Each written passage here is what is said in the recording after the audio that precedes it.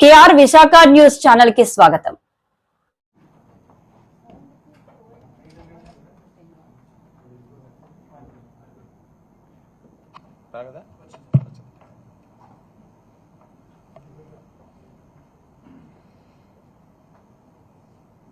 రాష్ట్రంలో చంద్రబాబు నాయుడు గారి ఆధ్వర్యంలో ఆయన నేతృత్వంలో కూటమి పేరుతో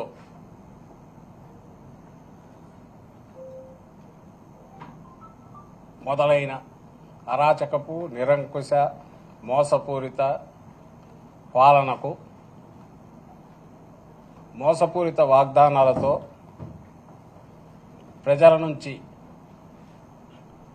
ప్రజలను భ్రమలో పెట్టి ఆయన తీసుకున్న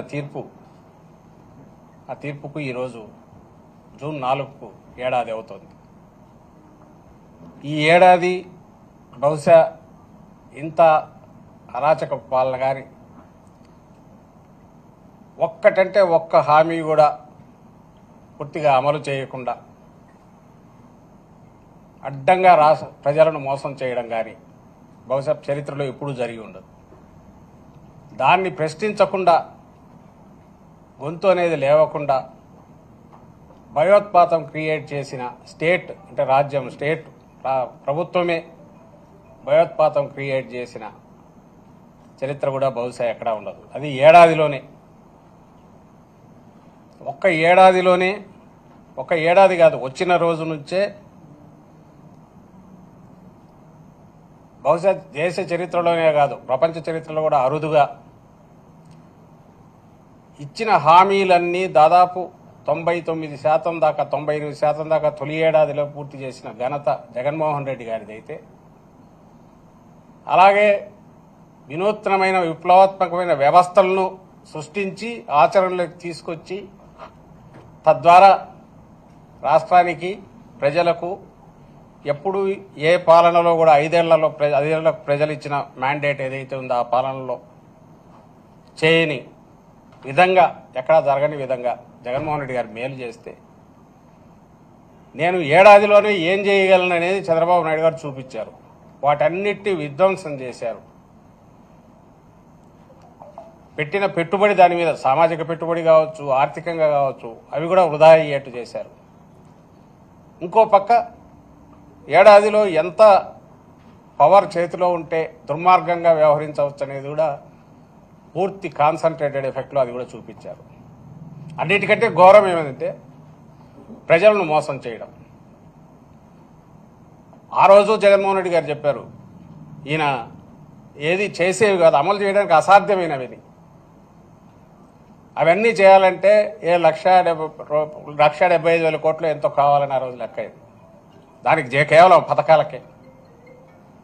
అది అసాధ్యమని చంద్రబాబు నాయుడుకు తెలుసు కాబట్టి ఆ అసాధ్యమైన హామీ చేసేటప్పుడు చిన్నది ఎందుకు చేయాలని అడ్డగోలుగా అసలు ఇంపాసిబుల్ హామీలు చేశాడు. ఇప్పుడు అది ఇంపాసిబుల్ అనేది తనే అంటున్నాడు. అది ఎట్లా అవుతాయి? కాదు కదా. దాని బదులు నేను సంపద ఇంకో రకంగా P4 ద్వారా అంటే స్పాన్సర్షిప్ లాగా ఉన్న తీసుకొచ్చి వాళ్ళకి మిమ్మల్ని కలుపుతాము, మీరు చూసుకోండి అని అంటున్నాడు. లేదా సంపద సృష్టించే ఇదేదంటే నా చెవులో చెప్పండి అంటున్నాడు. అంటే నా బాధ్యత లేదంటున్నాడు. తన బాధ్యత ఏది లేదంటున్నాడు. ఇంకా ఈ మధ్య కొత్తగా ఇవన్నీ ఎందుకు 29 కంతా అసలు పేదరికం 0 చేస్తాం కదా, ఎక్కడా ఉండదు, ఇంకా అందువల్ల అవసరమే ఉంది అని అంటున్నాడు. సో ఇంత మోసం బహుశా ఎక్కడా ఉండదు. మరి ఇది ఆయన ఆ రోజు 95లో తనను హక్కున చేర్చుకున్న మామను వెన్నుపోటు పొడిచిన చంద్రబాబు నాయుడు బహుశా 24లో మధ్యలో 99లో మోసం చేశాడు, 2014లో చేశాడు, పరాకాష్ట 2024లో. అప్పుడు కనీసం ఏదన్నా ఇది అమలు చేసే ప్రయత్నం చేస్తానైనా చూపించడానికి మభ్యపెట్టడానికి ప్రయత్నం చేసేవాడు. కానీ ఈసారి అది కూడా లేదు. బరి తెగించి అవును కుదరదు, ఏం చేస్తారని అడుగుతున్నాడు. ఈ మధ్య ఎక్కడో మీరు మాత్రం ఏం చేస్తారని రైతులను ఉన్న ప్రశ్నించాడు. నీకు అప్పు ఇంతుంది, ఇదైతే నువ్వు ఎట్లా చేస్తావు, చేయలేవు కదా అని. మరి అప్పు చేయట్లేదా? ఎందుకు చేయట్లా? ఈ 1,37,000 కోట్లు ఎంతో తొలి సంవత్సరంలోనే చేశాడు. ఎక్కడికి పోయింది తెలియదు. ఒక్క డెవలప్మెంట్ కానీ సంక్షేమ కార్యక్రమాలు కానీ లేవు.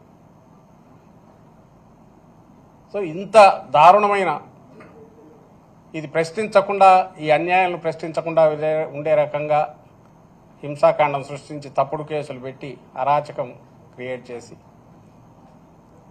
నా పాలన, దీనికి ఇప్పుడు ఆ రోజు మామకు పొడిచిన వాడు వెన్నుపోటు, ఈరోజు రాష్ట్ర ప్రజలు 5 కోట్ల మంది ప్రజలకు వెన్నుపోటు అన్నాం కానీ యాక్చువల్ అయితే స్ట్రైట్ పోటే ఎదురుగానే నిలబెట్టి పొడిచాడు. దీనికి పేటెంట్ హక్కు ఎవరిదంటే చంద్రబాబు గారిది కాబట్టి వెన్నుపోటు అంటే వెన్నుపోటు దినంగా జూన్ 4న జరపాలని పార్టీ నిర్ణయించింది. అధ్యక్షులు ఇప్పటికే ప్రకటించారు జగన్మోహన్ రెడ్డి గారు.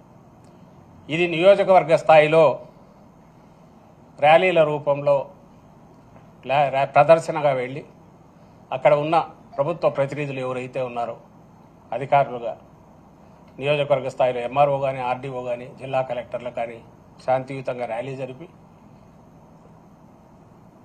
మన నిరసన తెలియజేసి ఏ రకంగా మోసం చేశారో చెప్పి, ఇప్పటికైనా ఆ రోజు ఇచ్చిన హామీలు తొలి ఏడాదిలో ఇప్పటికే ఎంత ఎగరగొట్టారో చెప్పి ఈ మొత్తం పెండింగ్ బకాయిలతో సహా ప్రజలకు చెల్లించమని చెప్పి డిమాండ్ చేస్తూ వినతి పత్రాలు సమర్పించాలని నిర్ణయించాము. అందుకు తగిన రకంగా సన్నాహాలు జరుగుతున్నాయి.